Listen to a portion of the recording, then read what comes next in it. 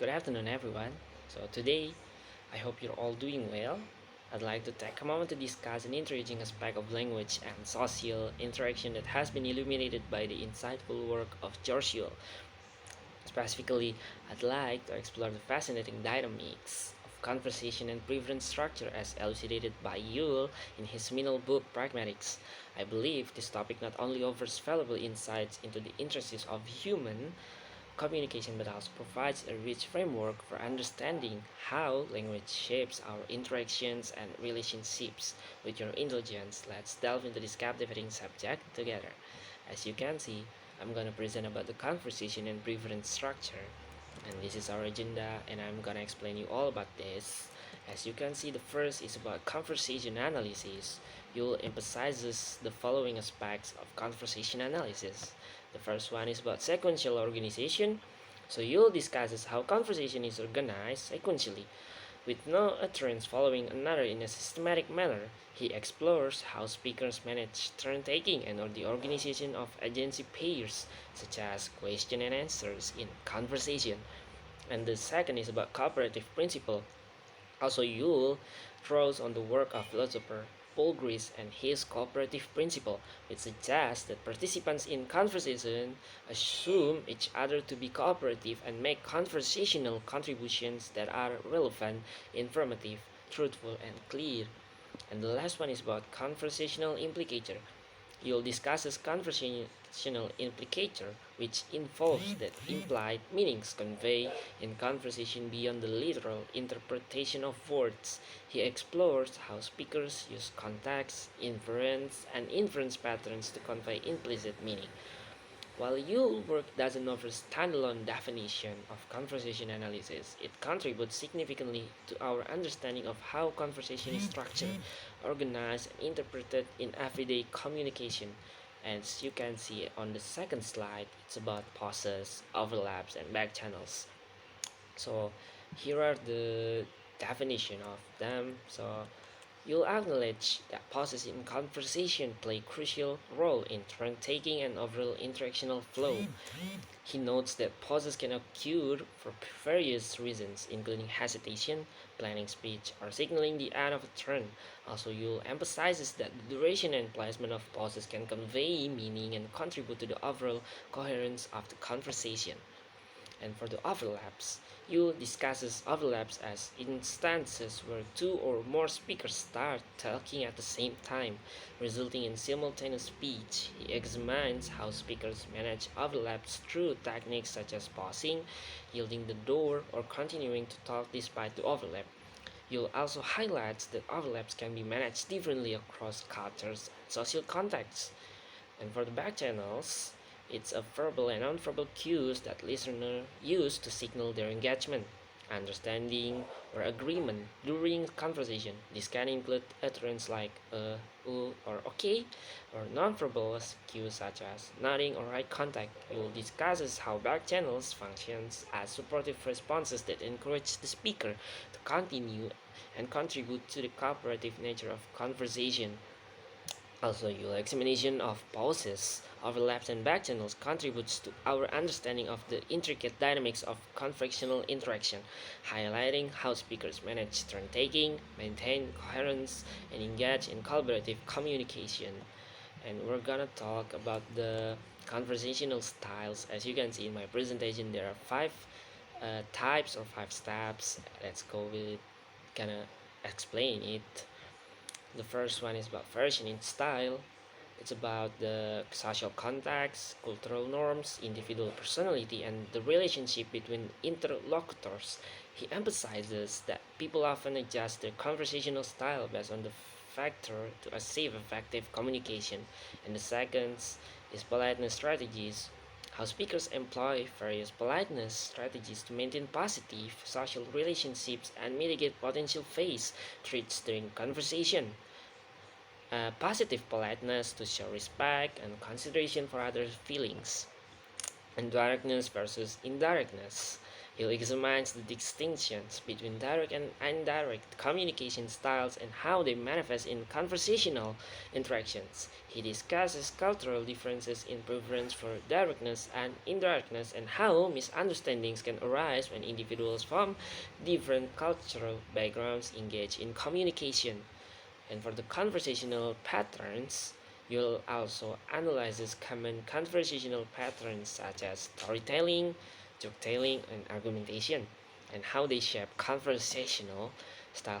Explores how participants in conversation use these patterns to convey information, entertain, pursue, or negotiate meanings. And gender and style, you'll discuss research on gender differences. In conversational style, nothing that studies have found differences in the use of language features, such as interruptions, back channels, and politeness strategies between male and female speakers. He examines how this difference may reflect socialization and power dynamics within society.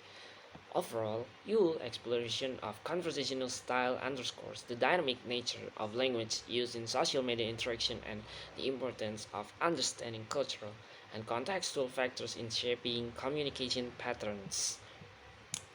That's of the conversational style, and this is the preference structure. As you can see, this is the first to third point, and this is the fourth to fifth. We're gonna talk about the first to second. So the definition is Yule defines preference structure as the system of rules and conventions that govern the ways in which participants in conversation express their preference and manage social relationship through language. This includes strategies for initiating, maintaining, and terminating conversation, as well as techniques for expressing agreement, disagreement, or solidarity. Politeness strategies: how speakers employ various politeness strategies to mitigate potential bad traits and maintain positive social relationships in conversation. This includes strategies such as using indirect speech, acts, hedging, and positive politeness to show respect and consideration for others' feelings. For the conversational openings and closings, we'll also discuss the importance of conversational openings and closings, leave-taking expressions, and other linguistic cues to initiate and conclude conversation politely and appropriately. Agreement and disagreement will examine how speakers express agreement or disagreement with each other's statement and opinions in conversation, as well as strategies for expressing disagreement diplomatically without causing offense. And cultural variation. Acknowledge that preference for certain conversational strategies and politeness norms can vary across cultures and social contexts. Different cultures may have different conventions regarding the appropriate ways to express preferences and manage social relationships through language. And overall, your discussion of preference structure underscores the importance of understanding the social and cultural dimensions of conversation, as well as the role of language in negotiating interpersonal relationships and maintaining harmony in communication. And let's go to the last material. It's about the adjacency pairs. As you can see, there are 4 points. There's 4 points in here, and we're gonna talk one by one. Let's break it down. It's about the definition.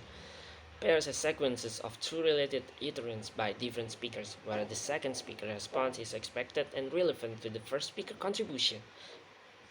These pairs often occur in predictable pattern with one type of utterance eliciting a specific type of response.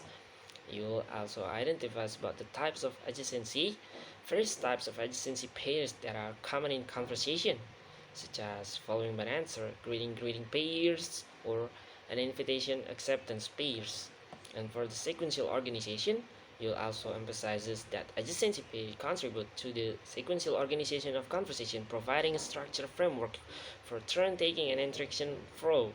The first part of pair serves as an initiation, while the second part serves as a response or completion. And repair and disruption. You'll discuss is how disruptions or failures in adjacency pairs can lead to repair sequences where speakers attempt to address miscommunication or restore coherence to the conversation.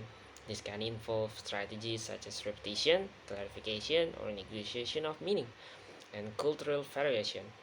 While certain types of adjacency pairs may be universal across cultures, there can also be cultural variation in the specific forms and conventions associated with these pairs. Different cultures may have different norms and expectations regarding turn taking and conversational structure.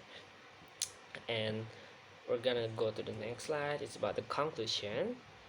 So the conclusion, it's only delves into the dynamic nature his work in the field of pragmatics. So, but before to the conclusion, we're gonna talk about the several key aspects that you'll highlight in here.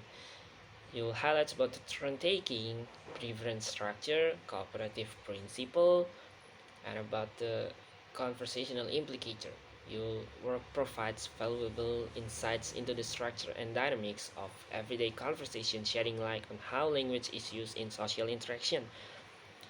And about the conclusion, your exploration of conversation and preference structure in pragmatics offers valuable insights into the intricacies of language used in social interaction.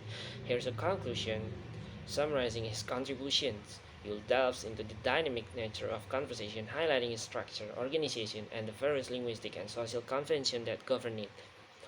He emphasizes the importance of turn-taking, adjacency pairs, and sequential organization in facilitating smooth interaction and ensuring coherence in communication. Furthermore, conversational opening and closings and the negotiation of agreement and disagreement as key components of preference structure in conversation. So that's all from me, and thank you guys for watching and listening on me, and don't forget to subscribe and comment on my YouTube. So bye bye.